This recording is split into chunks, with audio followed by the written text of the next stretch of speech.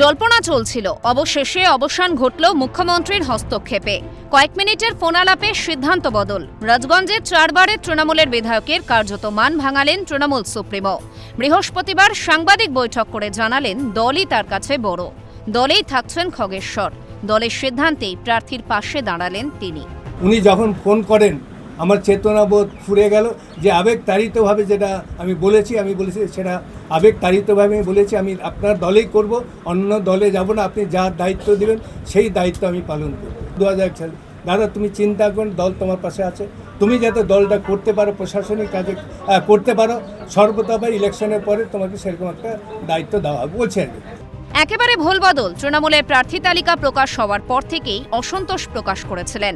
রাজগঞ্জে দীর্ঘদিনের তৃণমূলের মুখ তিনি, কিন্তু এবারের নির্বাচনে প্রার্থী হিসেবে দল বেছে নিয়েছে আন্তর্জাতিক ক্রীড়াবিদ স্বপ্না বর্মনকে জানিয়ে বুধবারই ক্ষোভ প্রকাশ করেন খগেশ্বর রায়। বলেন, আবেগ ঘন হয়ে বলেন, টাকার কাছে হেরে গেলাম। জানিয়ে দেন জেলা তৃণমূল চেয়ারম্যানের পদ থেকে ইস্তফা দেওয়ার কথা। আজকে আমি টাকার কাছে হেরে গেলাম, নিশ্চয় কোনো লিডার টাকা এমন দিয়েছে, তাই যেহেতু আমাকে হয়তো নিশ্চয়ই পছন্দ করে অন্য হয়তো আমার থেকে অনেক ভালো লিডার, তাই জলপাইগুড়ি জেলা তৃণমূল কংগ্রেস চেয়ারম্যান হিসেবে আমি আজকে পদত্যাগ করলাম। তাহলে কি বেশি যে টাকা দেয় সেই কি পদ পায়?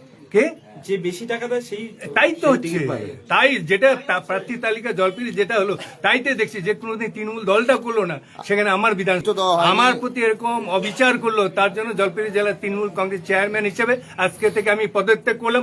আমি শুধু না, দল বল সবাই করো, সবাই দল কিন্তু আমাকে চায়। রাজগঞ্জ সিটটা কি হারাতে চলেছে তৃণমূল কংগ্রেস?